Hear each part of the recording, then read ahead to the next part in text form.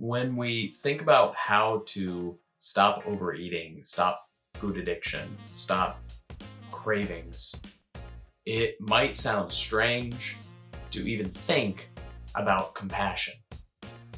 What does compassion have to do with the real issues here? Like, isn't compassion the icing on the cake? Isn't it like something just fluffy? But what if compassion was the heart, the root of healing, binge eating, emotional eating, and all these different things? In this little short video, I'm going to cover an interesting way to think about compassion based upon people who wrote down their inner critic thoughts. They wrote them down on a piece of paper.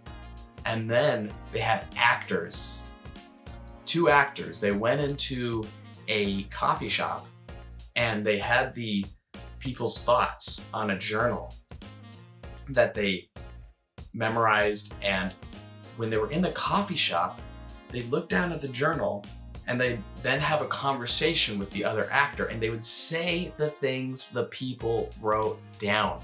So these people, they'd been thinking about these horrible thoughts. I'm not worthy of love.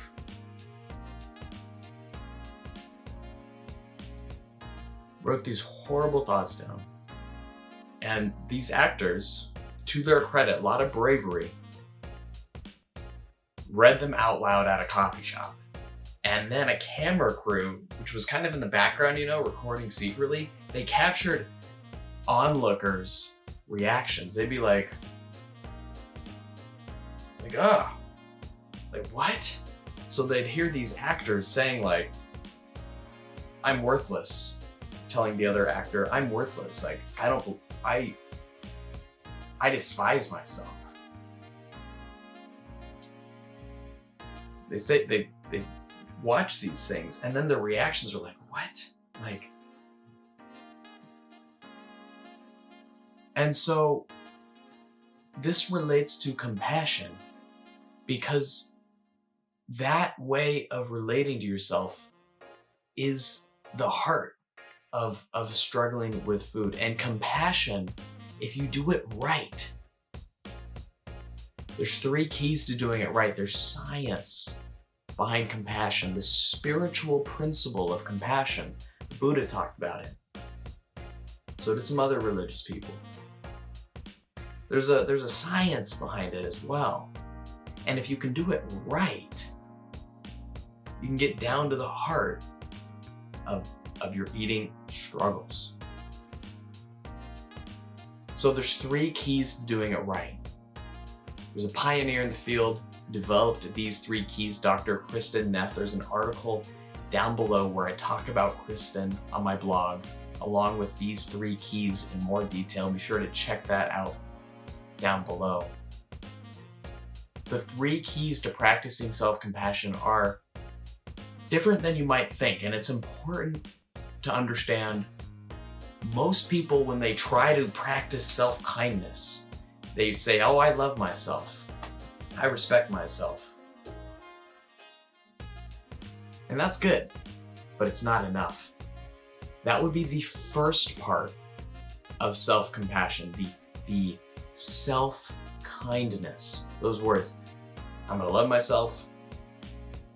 It's okay that I made a mistake, where you say positive things. But I think so many people, they don't know the science behind it, which points out 2 kind of off the beaten path ways of improving and enhancing compassion. And these are mindset shifts. These are enlightenments.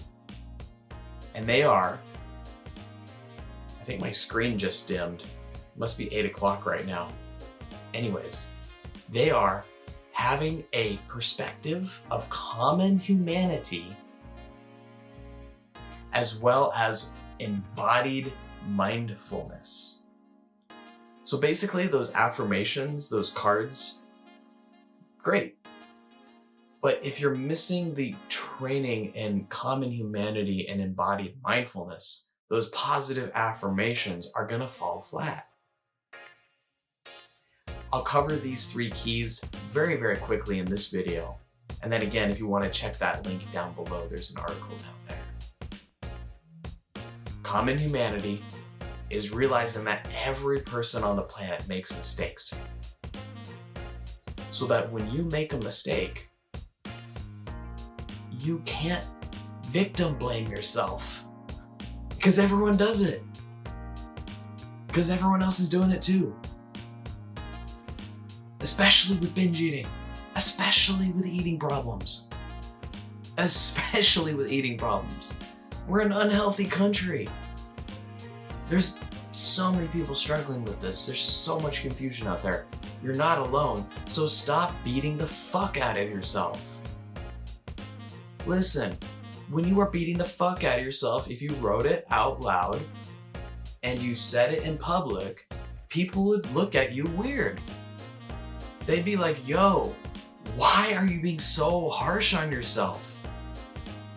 And the reason this science is important is because again and again and again, it's determined that an inner critic voice, this is what happens in depression, rumination, an inner critic voice that fault finds doesn't lead to new behaviors. It doesn't lead to different actions. You continue to overeat even though you're beating the shit out of yourself, even though people are looking at you weird.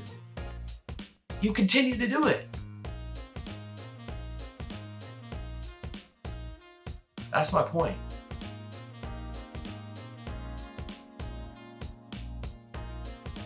That's my point.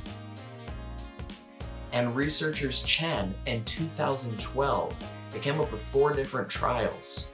Basically, mindfulness, those 3 keys to mindfulness. Again, you can check that article down below. There's also a free quiz and 30-day eating program on my website. It's all free. It's to see a measurable decrease in binge eating. These scientists, Chen, came up with 4 trials, and they showed that when you learn self-compassion, you see failure differently. You become more forgiving. You get past your blockages that previously held you back. That's why compassion is at the root of healing, binge and emotional eating, all sorts of eating problems. And it's how, when you treat eating as a spiritual journey, that you can learn these values, these spiritual values. So I'd encourage you to really see eating as a spiritual path, as a means of enlightenment.